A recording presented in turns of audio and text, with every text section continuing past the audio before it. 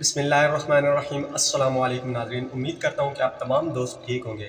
ناظرین، آج آپ تمام دوستوں کے لیے ہم ایک نئی ویڈیو لے کر حاضر ہوئے ہیں۔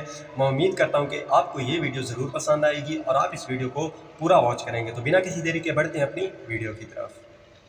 اردو کور کے معزز دوستوں، میں ہوں ماجد ملک اور آپ تمام دیکھنے اور سننے والوں کو السلام علیکم۔ ناظرین گرامی، الشمس المعارف الکبریٰ نامی ایک قدیم اور پراسرار کتاب جو 6 صدی ہجری کو عربی زبان میں لکھی گئی تھی، یہ روحانی عملیات پر مشتمل ایک ایسی کتاب ہے جو عملیات کی دنیا میں ایک پراسرار حیثیت رکھتی ہے اور آج بھی متنازع ہونے کے باعث سعودی عرب سمیت دیگر اسلامی ممالک میں پابندیوں کا سامنا کر رہی ہے۔ عام طور پر اس کے بارے میں معلومات رکھنے والے افراد یہی جانتے ہیں کہ اسے 6 صدی ہجری کے ایک عالم جو کہ روحانی عملیات پر خاصا عبور رکھتے تھے نے قلم بند کیا تھا، جس میں روحانی عملیات، جنات کو قابو کرنے اور دیگر بہت سے عملیات موجود ہیں۔ اس کتاب کے حوالے سے کہا جاتا ہے کہ اس کی تالیف کے 100 سال بعد تک یہ کسی کے کام کی نہیں تھی، کیونکہ جو بھی اسے پڑھنے کی کوشش کرتا یا تو وہ مجنون ہو جاتا یا پھر جنات اس پر حاوی ہو جاتے۔ 100 سال تک یہ کتاب فقط ایک ہی نسخے پر مشتمل رہی، مگر بعد کے زمانے میں پیارے دوستوں، آج کے اس ویڈیو میں آپ تمام دوستوں کے لیے ویڈیو لے کر آئے ہیں کہ کون سی وہ کتاب ہے جو جنات کی کتاب ہے اور جو جنات کے بڑے بڑے جو جنات ہیں ان کو قبضہ کرنے میں وہ کتاب لکھی گئی تھی، اور آج وہ کتاب پابندیوں کا سامنا کیوں کر رہی ہے اور اس کی کیا وجوہات ہے، جانیں گے اس ویڈیو میں، بنے رہیں ہمارے ساتھ۔ کوئی بھی عام شخص انتہائی آسانی سے قوی الجثہ جنات کو اپنے قابو میں کر سکتا تھا، اس لیے جنات اس کتاب کی حفاظت کرتے تھے کہ کوئی اسے پڑھ نہ پائے۔ بعد ازاں ایک نامعلوم عامل کی جانب سے اس میں کچھ تحریف کرتے ہوئے ایسے جادوئی نسخوں کو نکال دیا گیا تھا جس کی بنا پر جنات اس کتاب کی حفاظت پر خود کو مامور کیے ہوئے تھے۔ لیکن اب بھی اس کتاب میں موجود کالے علوم اور جنات کو قابو کرنے کے دیگر طریقوں کی موجودگی کے باعث کوئی عام شخص اس پوری کتاب کو سمجھ کر نہیں پڑھ پاتا، اور اس کی کوشش کرنے والے افراد پاگل پن، مرگی، جنون، سحر یا دیگر بیماریوں میں مبتلا ہو جاتے ہیں۔ اگرچہ علماء کی جانب سے احتیاط کو بروئے کار رکھتے ہوئے اس کتاب اور اس کے مصنف پر انتہائی محتاط انداز میں تبصرہ کیا جاتا ہے، لیکن بعض ذرائع سے ملنے والی معلومات میں مذکورہ کتاب کے مؤلف کو براہ راست یہودی اور اس کتاب کو اسلام کے نام پر کفر کا مجموعہ قرار دیا جاتا ہے۔ شاید یہی وجہ ہے کہ سعودی عرب سمیت کئی اسلامی ممالک میں اس کتاب پر سخت ترین پابندی ہے۔ ناظرین گرامی، 6 صدی ہجری کے آخر میں یہ کتاب محمد بن علی بن زائد کی تحویل میں تھی۔ یہ شخص ایک مالدار تاجر تھا اور مزید دولت کے حصول کے چکر میں اس کی جانب سے یہ کتاب بھاری قیمت خرچ کر کے حاصل کی گئی تھی۔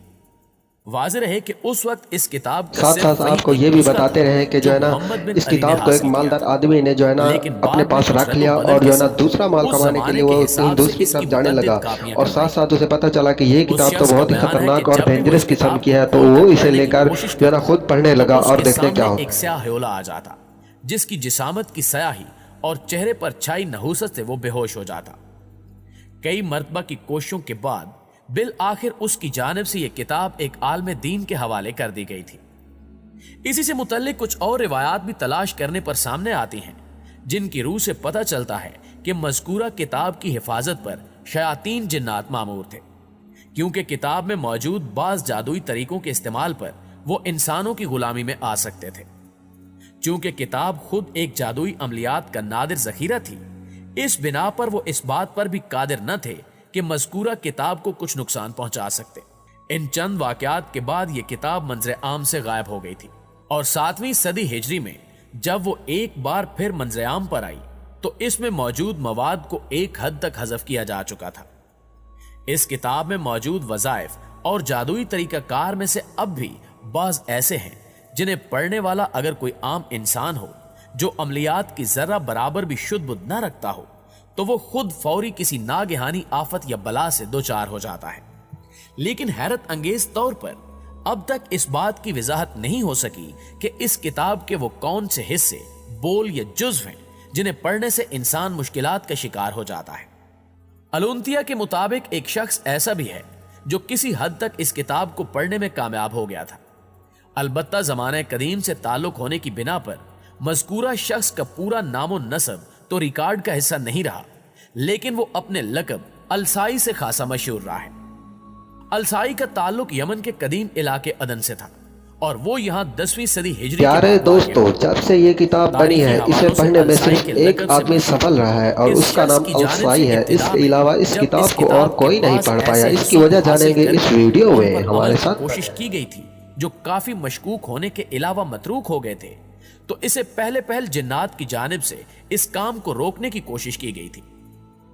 अलसाई का ताल्लुक किसी हद तक रूहानी अमलियात से रहा था, इसलिए वो इस बात से अच्छी तरह आगाह था कि जिन्नात की जानिब से इसे इस काम से रोकने के लिए किस किस्म के हथकंडे इस्तेमाल किए जा सकते हैं। इसी बात को मद्देनजर रखते हुए इसकी जानिब से इब्तिदा में ही कुछ ऐसे आमाल कर लिए गए थे जिनकी बिना पर जिन्नात इस तक रसाई हासिल करने से कासिर थे।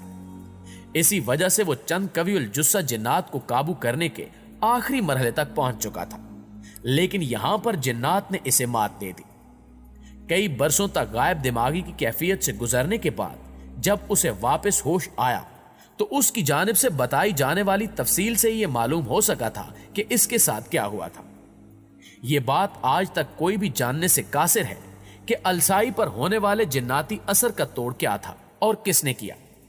हैरत की बात यह है कि अलसाई अपने हवास में आने के बाद खुद भी यह भूल चुका था कि उसने कौन सा इल्म इख्तियार किया था, जबकि वो माजी में अपनी जानिब से इख्तियार किए जाने वाले दीगर अमलियात के बारे में भी कुछ मालूमात नहीं रखता था।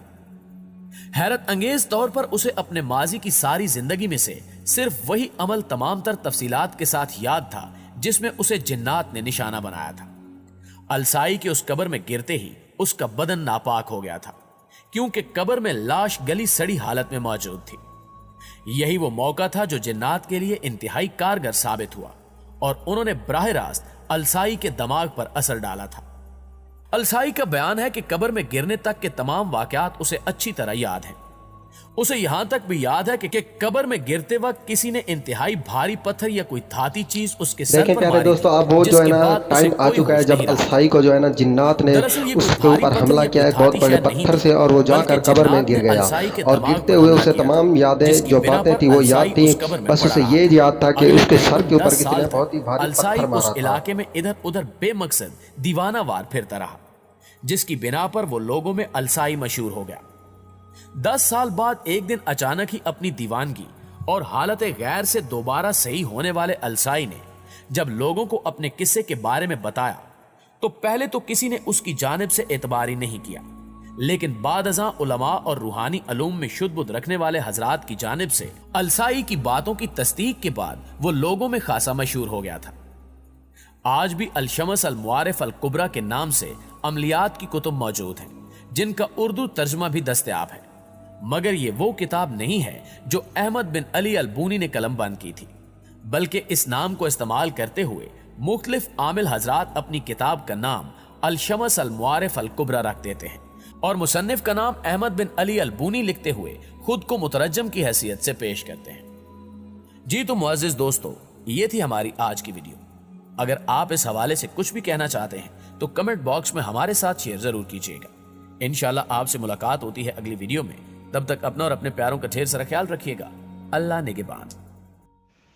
तो प्यारे नाजरीन, ये थी हमारी आज की वीडियो। जैसा कि आपने इस वीडियो में देखा कि हमें क्या क्या सीखने को मिला, तो प्यारे नाजरीन मैं उम्मीद करता हूँ ये वीडियो आप तमाम दोस्तों को ज़रूर पसंद आई होगी और इसी तरह की वीडियो देखने के लिए हमारे चैनल को ज़रूर सब्सक्राइब करें और साथ दिए गए घंटी के बटन को ज़रूर दबाएं ताकि इसी तरह की नई वीडियो सबसे पहले आप तक पहुँच सकें। मुझे दीजिए इजाज़त, मिलते हैं एक और नई वीडियो के साथ। अल्लाह आप तमाम दोस्तों का हामी नासिर हो। अल्लाह हाफिज़।